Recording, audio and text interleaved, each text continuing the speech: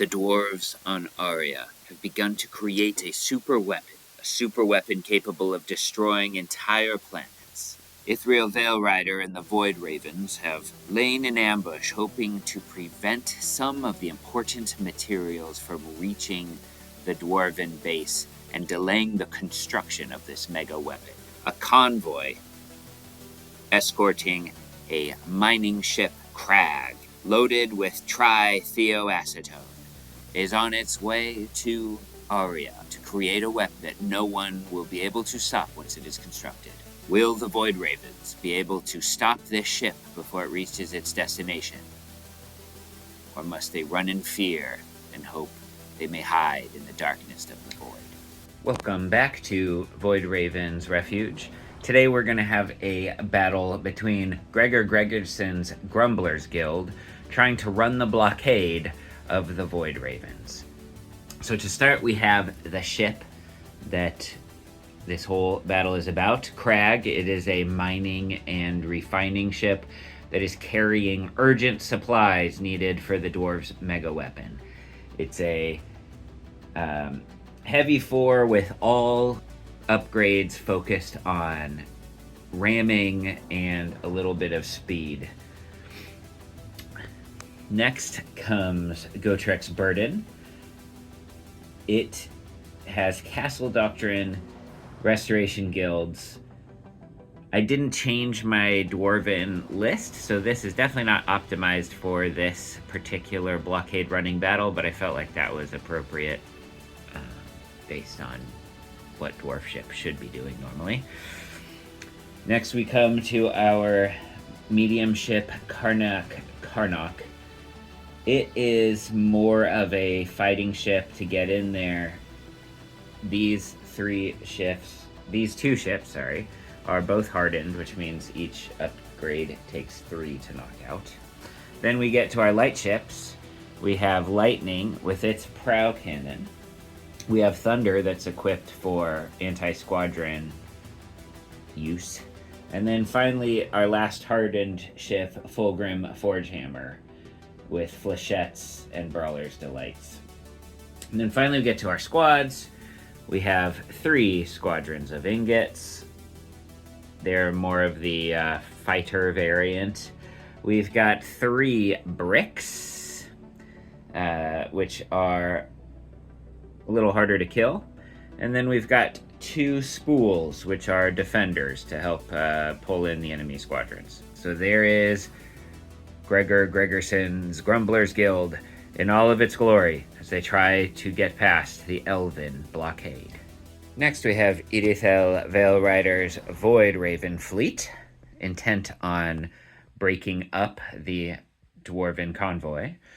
So first we have Ytheriel's flagship, a Shadow in the Twilight, with nuclear ammo, tracking servos, and a distortion lance. This is primarily a 24-inch gunboat. We then move on to Rings of Tashkent with Ace Carrier. This will be my aircraft carrier. Then we move to our light ships, Moonblade with a destructor. Then we have Shade with a destructor. And finally, Weary Pilgrim with spinnerets and shard cannons to take care of squadrons. Finally, we move to our squadrons. We have 2 squadrons of Wraiths and 2 squadrons of Titans. The Titans and one of the Wraiths will be deploying with the Rings of Tashkent. The other Wraith squadron will be showing up on the board by itself. Deployment is currently as such. Kragg, because of Advanced Prospector, has already made a kind of scout move. And the rest of the fleet is lined up on the board edge, ready to provide escort. My medium ship, Karnak, has Tactical Master, and so it's going to be ambushing in later in the game. The way this is going to work is the dwarves will have 1 turn to move forward, followed by round 2, in which I will roll a leadership test for each of my Void Ravens, and they will appear if they pass the leadership test. There are markers here, 6 of them, around the long edges of the board, and that will dictate where my Void Ravens will show up as they are alerted to the Dwarven fleet entering the system and scrambling from their various places of dispersion to ambush. Alright, turn 1 is complete. Kragg is steaming ahead with its pulse engines. I'm afraid that Gotrek's Burden is going to be left behind here with its 3-inch cruise move, but and everything else is kind of keeping up. The fighters and other ships will catch up to Kragg here next turn. Quick review of the terrain. Any of the dust cloud puffies thing will give covering +1 defense. The spiky cactuses in space will be dangerous terrain, but we're about to move through those.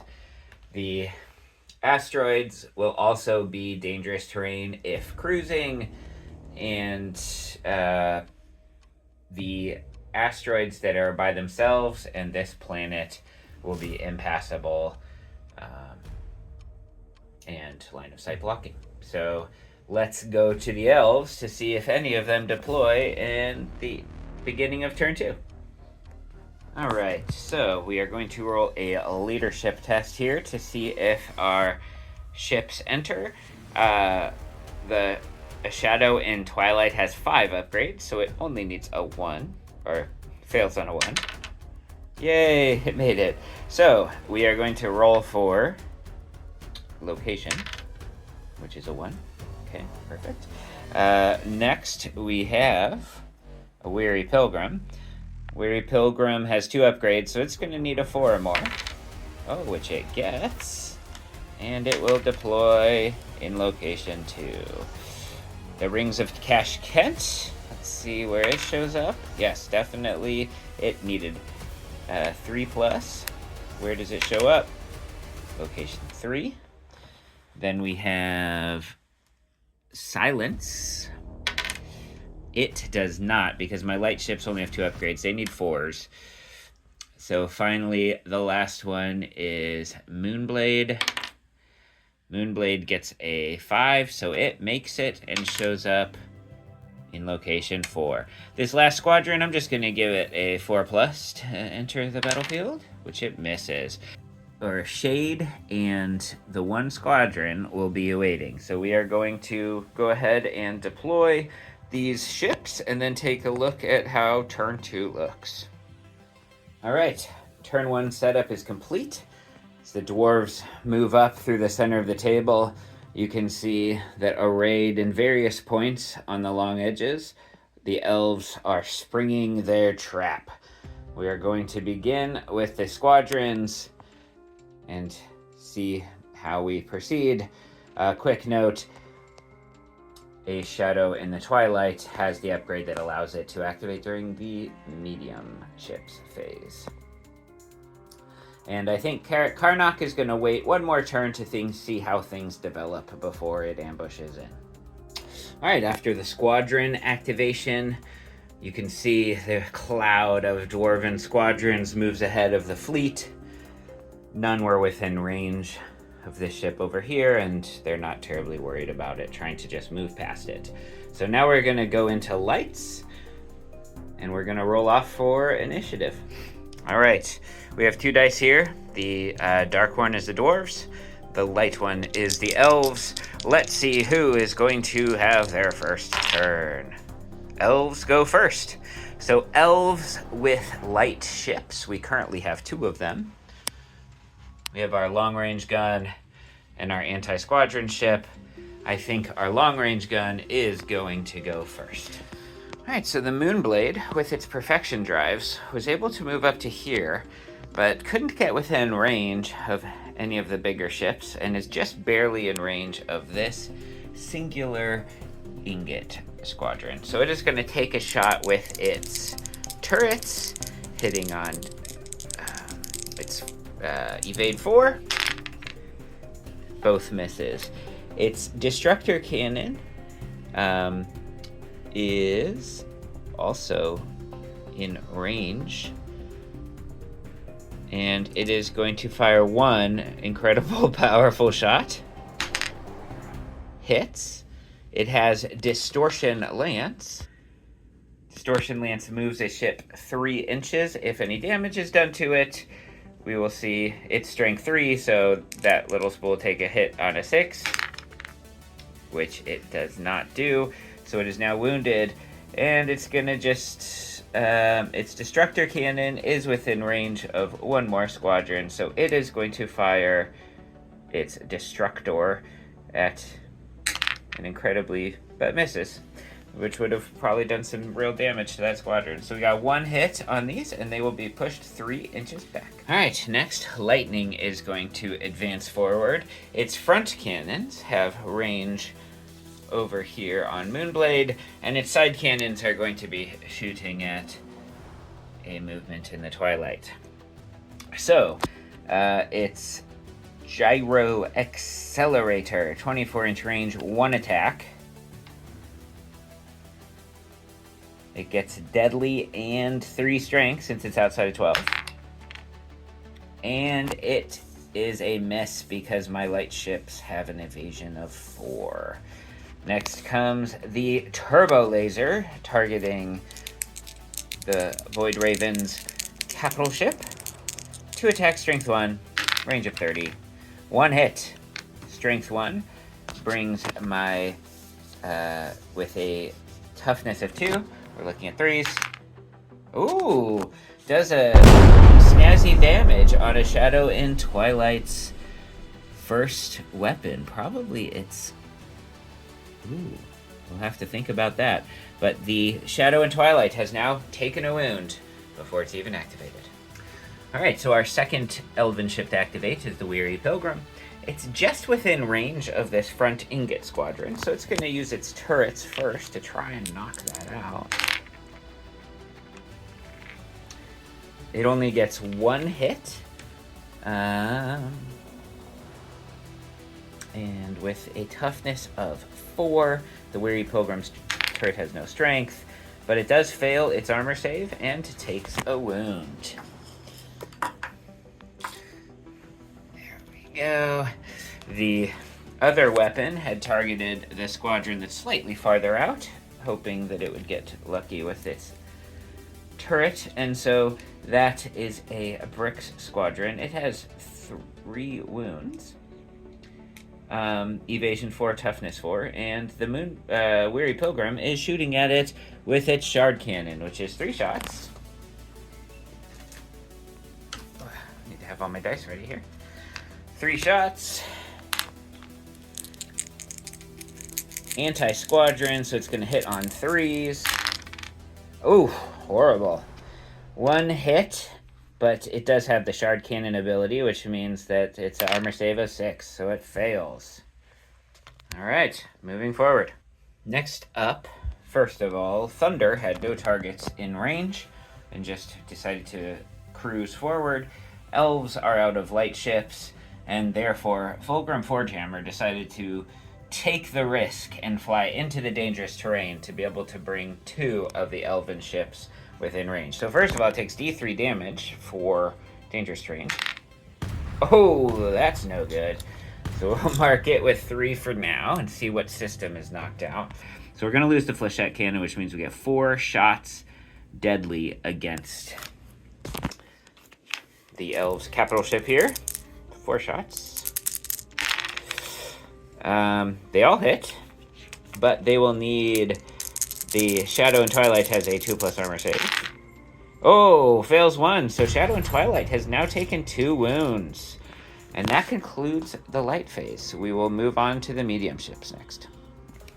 Alright, next we are going to activate with the Rings of Tashkent. Now this ship has Perfection drives and pulse engines, which means it gets an incredible 18-inch cruise move. So since it's primarily an aircraft carrier, it's gonna just fly right into the mouth of the storm and hope it survives it. Alright, after the cruise move, the Rings of Tashkent is ready to deploy fighters next round as the Dwarf fleet continues to approach. Now we are going to move on to the heavy ships with the Elves going first.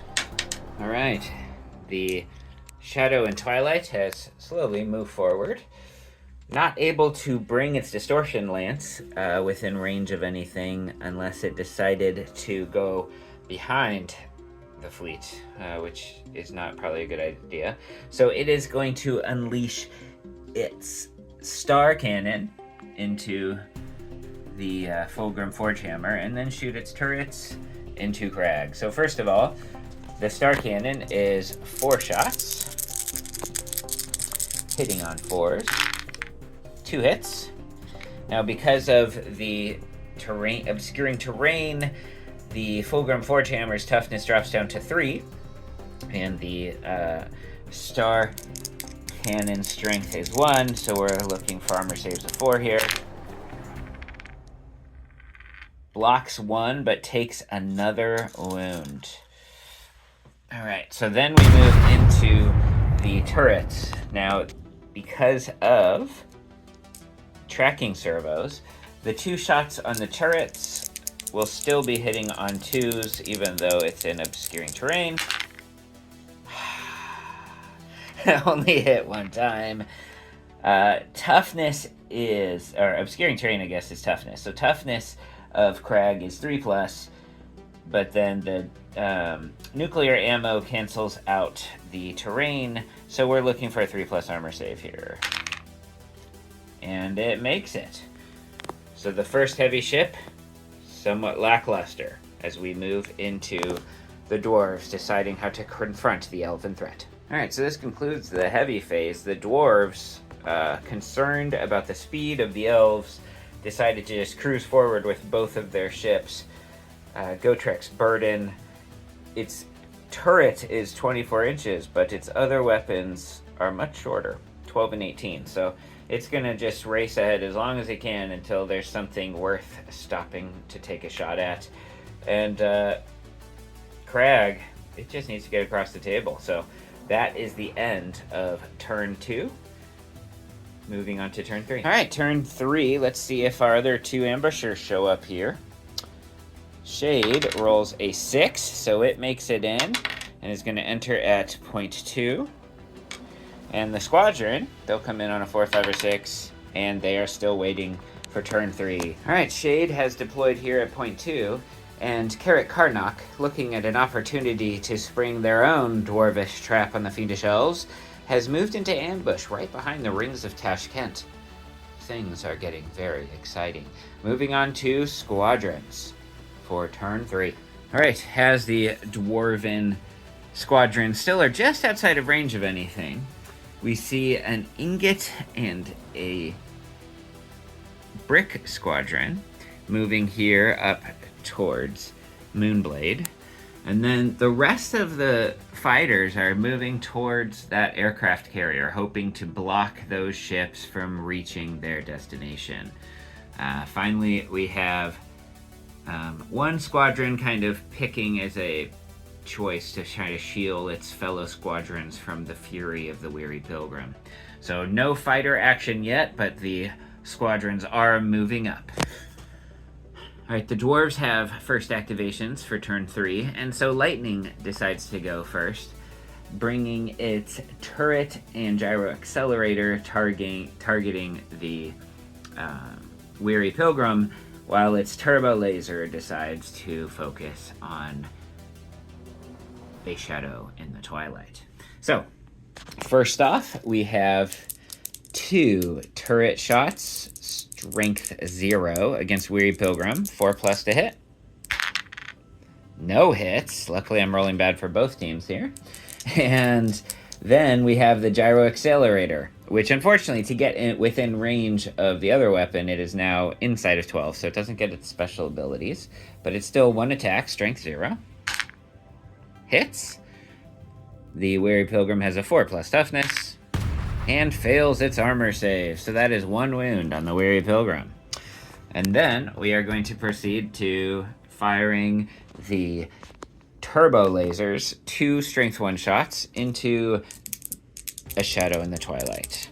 So 2 shots, only 1 hits. It is strength 1, so that brings toughness up to 3. Which passes. So, the lightning has gone and delivered a wound to the Weary Pilgrim. The Weary Pilgrim, afraid that its anti-squad capabilities are going to put it at quick death, decides to fly right into the midst of the squadrons. It is going to first target this brick squadron over here with its turret. So the Weary Pilgrim has 2 shots, hitting on 4s. Only 1. It is strength 0, and the brick squadron there has a toughness of 4. And it fails. But unfortunately, the brick squadrons have 3 wounds, so that puts that one down. And then it is going to shoot its shard cannons here at this squadron in the front. So squadron is 3 shots, anti-squadron, and natural 6s get +2 to strength. So we get 3 shots. Those are ingots. All of theirs are 4/4s. So 3 shots, hitting on 4s. Oh, hitting on 3s with anti-squadron, but we miss with that one. Natural 6 is +2 strength, so this other one saves on a 4+, fails, and this one saves on a 6+, also fails. So that gives this squadron 3 total wounds, and it is annihilated. Finally, we move to the final weapon of the Weary Pilgrim, which is its spinnerets, which is twin fire anti-squadron. So it is going to fire 1 shot into the spools. They're here because they're going to tie up my fighters. So we're going to do 2 shots into 1 shot into that spool squadron and 1 into that spool squadron. So we have 3 shots, strength 1, anti-squadron. So, hitting on 3s. Ooh, nice, 2 hits. And then strength 1, so blocking on 5s. Oh, saves 1, what a bummer. All right, so the front squadron takes 1 hit. And now for the second squadron, 3 hits. Again, saving on 5s. Blocks 1, but still takes 2, and the second squad of spools is destroyed. Alright, so that's all the firepower of the Weary Pilgrim. We'll then move on to the Dwarfs. Alright, second Dwarven activation. Lightning moves forward through the clouds to target Moonblade. Now, because of how it's positioned, I believe, if I read the rules right, if you put that little angle right on a ship, you can hit it with your front and side guns. So, Lightning has a lot of guns. So first of all, we're going to start with 2 shots. Evasion 4. 2 shots with the turret. 1 hits. Toughness 5. This is strength 0. Alright, so first we're up to 1 wound. Not good. Second, we are going to shoot the gyro accelerator. Huge mistake on my part. I just realized I used the profile for lightning when I was using thunder over here earlier. So there's some wounds that should probably not have happened, but we're just going to play it through. And we're going to shoot the turbo laser at my 1 wound taken from the turret. We're Moonblade. So 2 shots. The Moonblade has an evasion of 4+, so those both miss. And the last shot is its gyro accelerator, which does hit, but it's too close to have any strength. So saves on a 5. Takes 2 wounds. So now the Moonblade has now lost its perfection drive. Sad, sad. Alright, so the freshly wounded Moonblade has moved in front of the Dwarven fleet and is going to try and finish off this turret, this squadron with its turret, and then shoot its Destructor at Kragg. So first of all, we have 2 shots going into that squadron. 2 attacks, 0 strength. 1 hits. It fails its armor save, and this squadron is removed. Now we shoot at the Destructor. 1 attack, strength 4 at Kragg. So 2+ to hit. Ooh, barely. And then strength 4, so Kragg's at a 6 to block it. And it does not. So that is our Moonblade's move complete. We are finally going to go to Fulgrim Forgehammer. We're just going to see if it blows up as it leaves the dangerous terrain. And it does. Kapow! Foolish move, little guy. Foolish move. Alright, so Shade has moved up. It has positioned itself so that its turret can hit the little ships, the squadrons there in front of it. So that's 2 shots. 1 hit. 1 failed armor save. That is 1 more squadron removed from play. Away. Its Distortion Lance is going to hit Kragg since it's farther away. And then its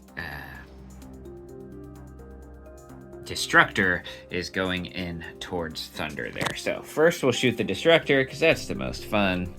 1 shot. 2s miss because their light ships are evasion 3+, unfortunately. And then into Kragg, we've got the Distortion Lance, 1 shot, strength 3. And it also misses. So unfortunately this little guy did remove a squadron, but the big scary guns were ineffective, and now it's kind of facing in the wrong direction. All right, so that is the end of light ships. We now move on to medium ships with these 2 guys back here at the front of the battle. So first, since the dwarves have the activation, Karnak has moved forward and positioned itself, so it's like right on the edge. I'm going to give it to him that its Giga Cannon can hit Tashkent. I really don't want it to, but that's the way it's going to go. And then Brawler's Delight and the turret are going to try to finish off Moonblade over here because those destructors are very, very dangerous.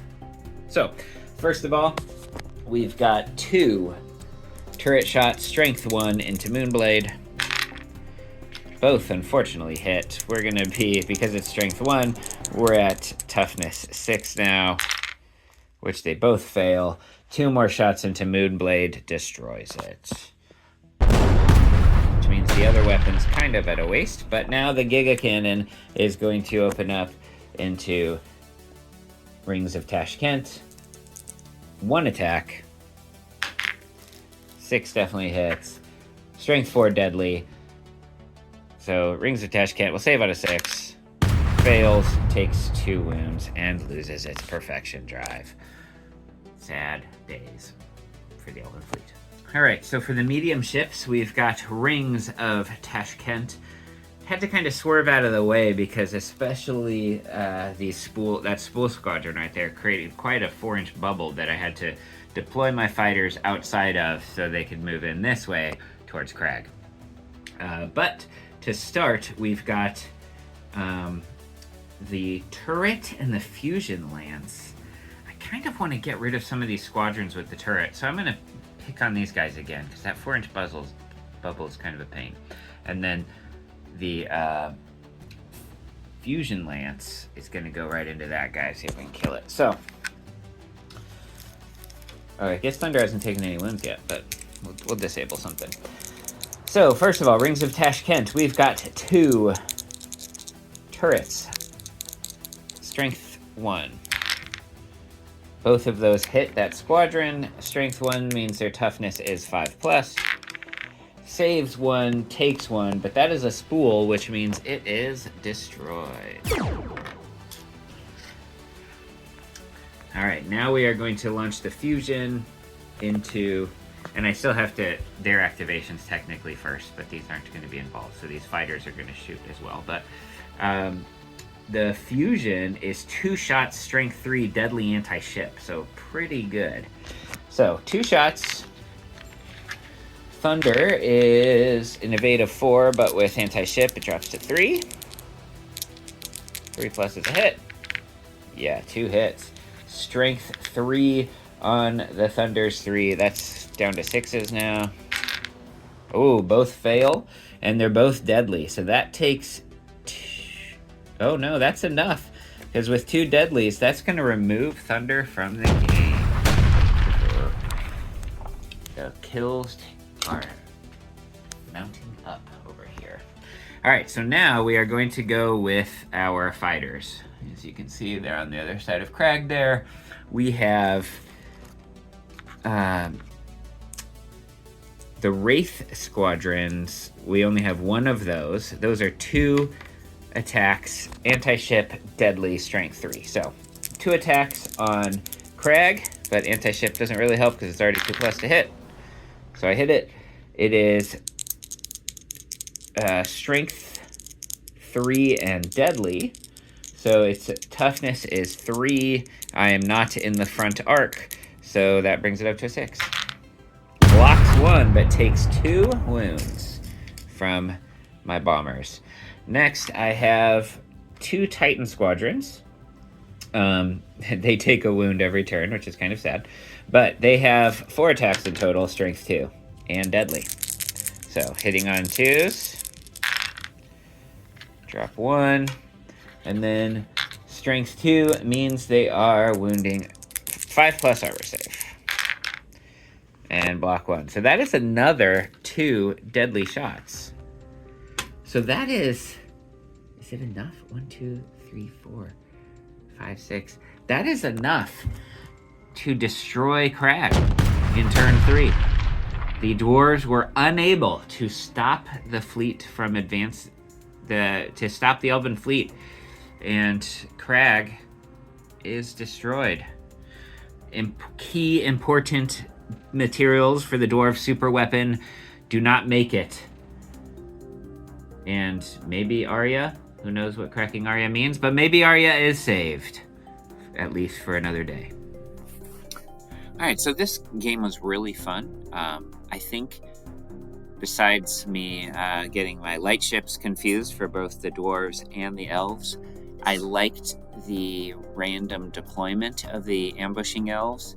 I think if we do it again, we're going to play with the dwarves starting in the middle and they can escape off any table edge. I feel like, especially with as slow as the dwarf ships are and going the long length of the table, there was really no chance that they would be able to... They would have had to just be destroying ships so quickly that if they had any chance of success. So I think next time, start them in the middle, and then the elves might have to travel a little further, and I think that might be a little more interesting. But I thought it was a fun idea for a scenario, and I enjoyed it, and plan on trying it again, hopefully with somebody else. But thanks so much for watching. I hope you enjoyed it as much as I did.